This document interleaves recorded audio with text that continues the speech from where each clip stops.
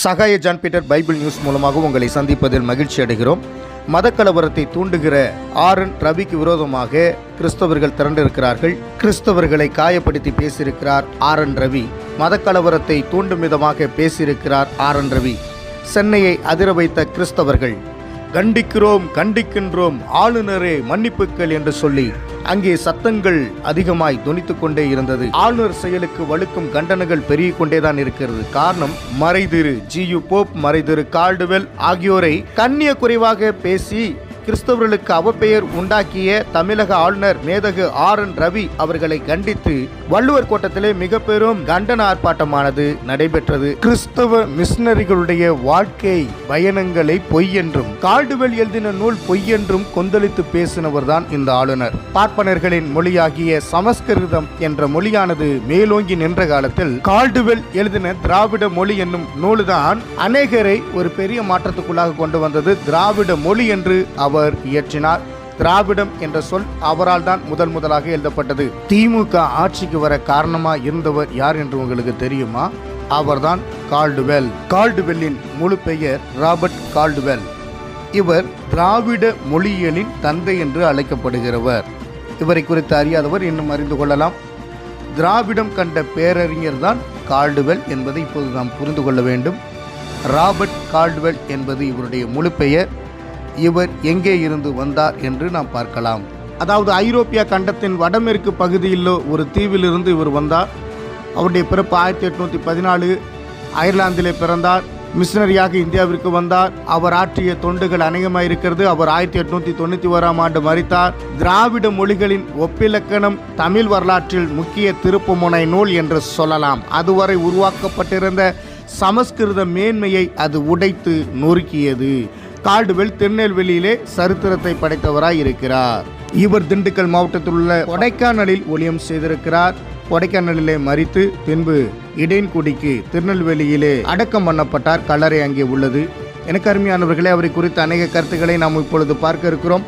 Robert Caldwell அன்னை தமிழின் ஆருயிர் பிள்ளையாயிருக்கிறார். இவர் லண்டன் மிஷனரி சொசைட்டி மூலம் தன்னுடைய 24ஆம் வருடத்திலே தமிழ்நாட்டுக்கு திருத்தொண்டராக அனுப்பப்பட்டு எபிரேயத்திலும் கிரேக்கத்திலும் தொலைமை குறிப்பிட்டுள்ள இடங்களிலும் திராவிட சொற்கள் இருப்பதாக பரிந்துரை செய்தார். திராவிட மொழிகளின் ஒப்பிலக்கணம் என்ற நூலின் மூலம் தமிழ் மொழியின் தொன்மை மற்றும் தனித்தன்மையை ஆதாரங்களோடு நிறுவியவர் இவர்தான். அதற்காக கால்டுவெல் மேற்கொண்ட ஆராய்ச்சிகள் மற்றும் நெடிய கொடிய பயணங்கள் அவரை ஒரு மானுடவியலராகவும் மொழியியலாளராகவும் தொல்லியல் வல்லுநராகவும் கட்டிடக்கலை ரசிகராகவும் பண்பாட்டு ஆய்வாளராகவும் பரிணமிக்கச் செய்தது. இந்தியாவுக்கு கப்பற் பயணம் மேற்கொள்ளும் போதே பன்மொழி புலமையோடு புறப்பட்ட கால்டுவெல் தனது உடன் பயணி சிபி பிரவுன் என்ற அறிஞரின் உதவியால் தமிழ் மற்றும் தெலுங்கு மொழிகளை பயணத்தின் ஊடாகவே கற்றார். சென்னையில் தமிழில் புலமை பெற்ற அருட்பணி ட்ரூ என்பாரிடம் தமிழை ஐயமர கற்று மேலும் அருட்பணி ஜியு போப், ஹென்றி பவர் போன்ற அறிஞர்களிடம் உரையாடி தனது ஆராய்ச்சி வேட்கையை அனல் மூட்டி கொண்டார்.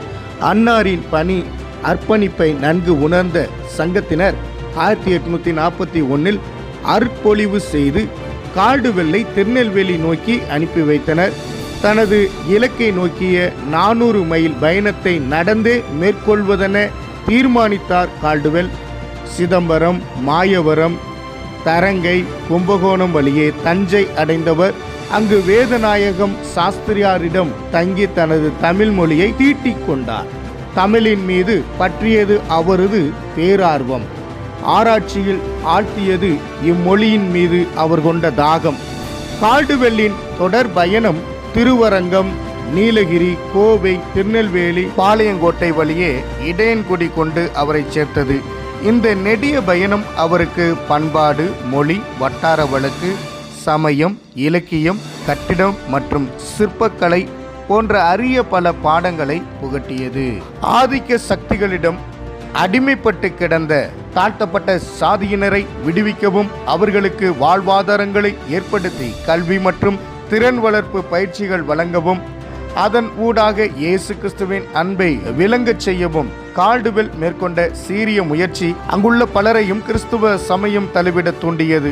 அன்னாரின் அர்ப்பணிப்புள்ள சமூக சமய பணிகளை கண்ட திருச்சபையின் தலைமை 1877ஆம் ஆண்டு கால்டுவெல்லை பேராயராக நியமித்தது. மொழியியல் அறிஞரான கால்டுவெல் 18 மொழிகளை கற்றுத்தேர்ந்தாலும் அமிழ்திலும் இனிதான தமிழின் மீது ஆழ்ந்து பற்று கொண்டிருந்தார். திருக்குறள், சீவக சிந்தாமணி, நன்னூல் போன்ற நூல்களை பலமுறை படித்து தேர்ந்தார். தமிழ் மொழியின் இலக்கிய வரலாற்றின் மீது ஊன்ற கவனம் செலுத்தி ஆராய்ந்து மேலை நாட்டு மொழிகளில் தமிழ் சொற்கள் கலந்திருப்பதை ஆதாரங்களோடு நிரூபித்தார். பன்மொழி புலமை கொண்ட கால்டுவெல் தமிழ், தெலுங்கு, கன்னடம் மற்றும் துளு ஆகிய திராவிட மொழிகளை இலக்கணங்களோடு கற்றார். இந்தியாவின் மொழிகள் அனைத்தும் சமஸ்கிருதத்திலிருந்தே தோன்றின என்று கூற்று வலுவாக நிலை கொண்ட காலத்தில் அக்கூற்றினை ஆதாரங்களோடு அடியோடு தகர்த்தெறிந்த அறிஞர் கால்டுவெல் ஆவார். திராவிட மொழிகளில் ஒப்பிலக்கணம் என்ற நூலை 1856 வெளியிட்டு தமிழ் தொன்மையையும் தனித்தன்மையும் நிறுவினார். தமிழ் மொழி வேறு எந்த மொழியின் ஆதாரமுமின்றி தன்னகத்தே தனித்தே நிற்கக்கூடியது என்பதை ஆதாரங்களுடன் உறுதிப்படுத்தினார். தென்னிந்திய மொழிகளை திராவிட மொழிகள் என்று அழைத்தவர் இவர்தான். திராவிட மொழிகளின் இலக்கணம் வேறு, ஆரிய மொழிகளின் இலக்கணம் வேறு என்பதை உரக்க கூறினவர் இவர்தான். தொடர் படையெடுப்புகள் மற்றும் அந்நியர் குடியேற்றம் ஆகியவையே தமிழில் வடமொழி கலப்புக்கான காரணங்கள் என விளக்கினார். தமிழுக்கும் மற்ற திராவிட மொழிகளுக்கும் கால்டுவெல்லின் நூல் தந்த புத்துயிரை கண்ட சென்னை பல்கலைக்கழகம் திராவிட மொழிகளின் ஒப்பிலக்கணம் என்ற நூலினை தொடர் பதிப்புகளாக வெளியிட்டு கொண்டுள்ளது. ராபர்ட் கால்டுவெல் ஒரு கிறிஸ்துவ அர்ப்பணிப்பாளர் மட்டுமல்ல, அவர் ஒரு மொழியியல் வல்லுனர், வரலாற்று ஆய்வாளர், கட்டிட மற்றும் சிற்பக்கலை ஆர்வலர், மானுடவியலாளர், சமய விமர்சகர் மற்றும் நற்தமிழ் தொண்டர். எல்லாவற்றிற்கும் மேலாக இயேசுவின் தூதரான கால்டுவெல் ஒரு சமூக நீதி போராளி. அன்னை தமிழின் மீது உயிர் கொண்ட எவருக்கும் கனத்துக்குரியவராய் இருக்கிறார். RSS காரர்கள் எழுதி கொடுப்பதை RN ரவி வாசிக்கிறார். அதனாலே அவருக்கு வரலாறு தெரியவில்லை. ராபர்ட் கால்டுவெல் படித்த சர்டிபிகேட் உண்மையானது, அது இன்றும் இருக்கிறது. அதை எல்லோருக்கும் முன்பாகவும் காமித்திருக்கிறார்கள். ஆளுநர் சொன்னார், ராபர்ட் கால்டுவெல் படிக்காதவர் என்று.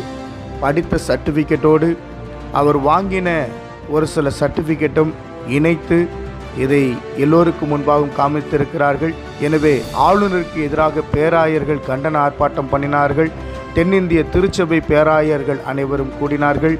GU போப் மற்றும் கால்டுவெல் குறித்து அவதூறாக பேசி ஆளுநரை கண்டித்து தமிழ்நாட்டிலும் மற்ற பகுதியிலும் இருந்து வந்து கண்டனத்தை தெரிவித்தார்கள். அதே நேரத்தில் தொல் திருமாவளவனும் கலந்து கொண்டார். மதத்தின் பெயரால் நடக்கும் சதி முயற்சிதான் இந்த CAA என்றும் அநேக நேரம் எச்சரித்து பல காரியங்களை அறிவித்தார். நாம் தொடர்ந்து ஜெபிப்போம். கர்த்தர் நாமம் மகிமைப்படட்டும். மத மோதல்களை தமிழ்நாட்டில் உருவாக்கக்கூடிய ஆளுநர் மனம் திரும்பட்டும்.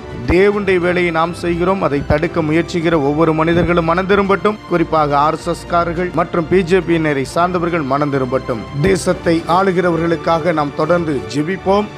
தேவனுடைய வேலையை நாம் செய்து கொண்டிருக்கிறோம். எனவே அவர்களுக்குரிய வேலைகளை சரியாக செய்தால் அதுவே நன்றாக இருக்கும். ஆளுநருக்கு கிறிஸ்தவர்களின் பகிரங்க எச்சரிக்கை கொடுக்கப்பட்டிருக்கிறது.